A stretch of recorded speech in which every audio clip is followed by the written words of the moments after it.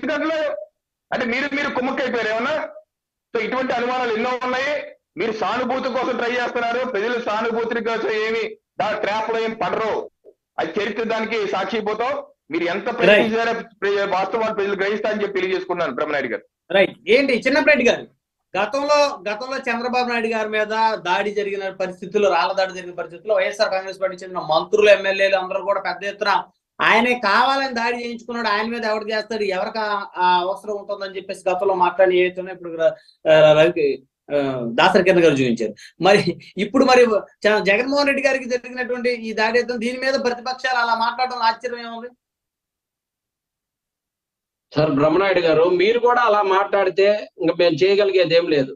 ఇప్పుడు దాసరి కిరణ్ గారు చూపించినటువంటి వీడియోలు చంద్రబాబు నాయుడు గారి మీద దాడి జరిగినదని నాటకాలు ఆడేటప్పుడు ఈ నాటకాలు బాబు మీరు అలా చేసినందువల్ల అని చెప్పేసేటటువంటి ఇచ్చినటువంటి స్టేట్మెంట్స్ ని పాత పురాణం అంతా తీసుకొచ్చి కొత్త నాటకం పెంచి ఇది సినిమా స్టైల్లో చూపించినటువంటి దాసరి కిరణ్ గారు, దానికి తొత్తు పలకటానికి మీరు కూడా మిమ్మల్ని ఇంకా అనొచ్చు అనకూడదు, కానీ మీరు కూడా అలా మాట్లాడితే నేనేం చేయాలి?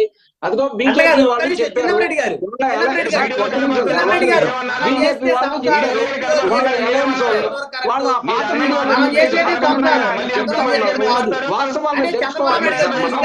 ప్రతిపక్ష నేత కదా, ఆయన మీద జరిగితేనేమో నాటకాలు, జగన్మోహన్ రెడ్డి గారి మీద జరిగితేనేమో యాదృచ్ఛికంగా జరిగింది. అంటే రెండింటి కంపేర్ చేయమని అడుగుతున్నాను. నేనేమి జగన్మోహన్ రెడ్డి గారు కావాలని చేయించుకున్నారు అనలేదు. ఆ రోజు జగన్మోహన్ రెడ్డి గారు ఆ రోజు స్పందించినట్టయితే, వైసీపీ మంత్రులు, ఎమ్మెల్యేలు గౌరవంగా స్పందించినట్టయితే ఈ రోజు వీళ్ళందరూ ఇలా మాట్లాడి ఉండేవారు కాదేమో కదా అని అడుగుతా ఉన్నాను నేను. అంతేగాని జగన్మోహన్ రెడ్డి గారి మీద జరిగింది నిజమైన దాడి కాదు అనేటువంటి అర్హత, హక్కు నాకు లేదు, ఆ పరిస్థితి నాది కాదు. ఒక ముఖ్యమంత్రి మీద జరిగినప్పుడు ఖచ్చితంగా దాన్ని ఖచ్చితంగా ఖండించాల్సినటువంటి అవసరం ఉంది. సార్, ఒక ముఖ్యమంత్రి గారికి ఉండేటటువంటి ప్రోటోకాల్ ని, ఆ ప్రోటోకాల్ ముఖ్యమంత్రి గారు వచ్చినా, ప్రధానమంత్రి వచ్చినా అక్కడ ఉండేటటువంటి విద్యుత్ లైన్లతోటి ఇబ్బందులు ఉంటాయేమోనని చెప్పేసి అక్కడికక్కడ కరెంటు ఆపుకోవటం, వాళ్ళని సేఫ్టీగా పంపించుకోవటం, ఇవన్నీ ప్రోటోకాల్స్ ఉంటాయి. ఆ ప్రోటోకాల్ ఒక బస్సు ఎక్కి 25 అడుగులు మనిషి చేతులు ఊపుతా ఉంటే కరెంటు తగులుతుందేమన్నటువంటి సెక్యూరిటీ రీజన్స్ తోటి వాళ్ళు కరెంట్ ఆపుకుంటారు.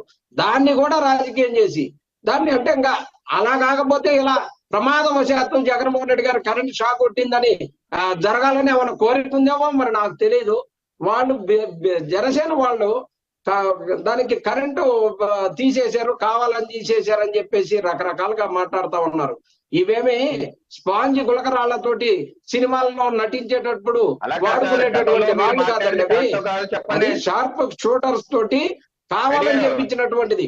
అది ఒకళ్ళకి తగిలి ఇంకొకళ్ళకి ఎక్కడైనా తగిలేటటువంటి అవకాశం ఉన్నటువంటి ఫోర్స్ వచ్చింది అనంటే అది ఎంత ఫోర్స్ గా వచ్చింది, ఎంత గాయమైంది, దానికంట సినిమా టచింగ్ చేసినట్టు, మేకప్ వాళ్ళు వచ్చి టచింగ్ చేసినట్టంట.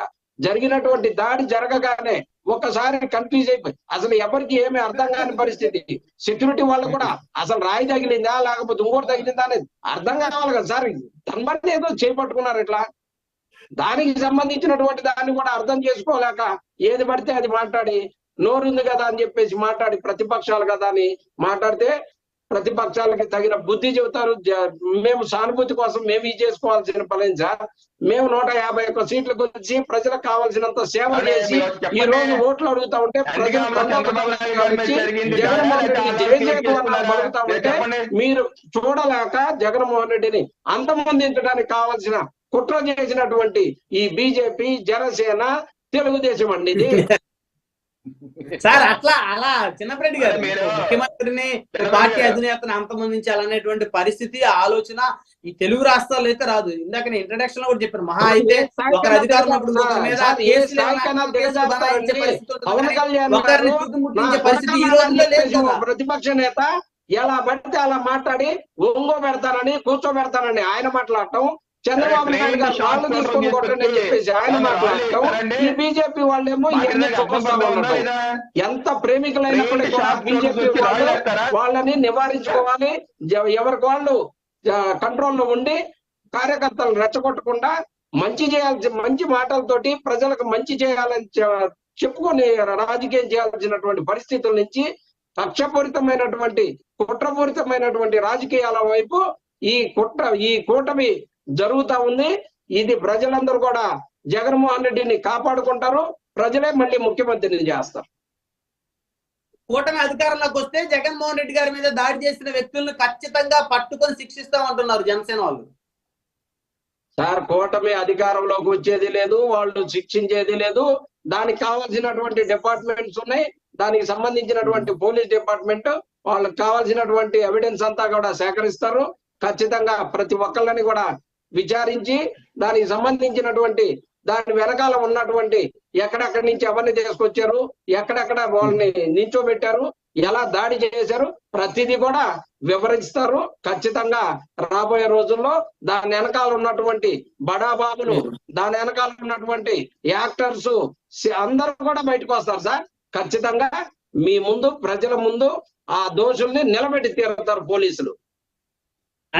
అంటే ఖచ్చితంగా ఇది ఉద్దేశపూర్వకంగానే ఒక ప్లాన్డ్ ప్రకారం, ఒక స్కెచ్ ప్రకారం ఈ కూటమికి సంబంధించినటువంటి పార్టీల అధినేతల కనుసన్నల్లోనే జరిగింది అనేది మీ అభిప్రాయం, అంతేనా? మీరు మాట్లాడేది 100% జగన్మోహన్ రెడ్డి గారికి వచ్చేటటువంటి ప్రజాదరణ చూడలేక జగన్మోహన్ రెడ్డిని అంతమొందించాలి,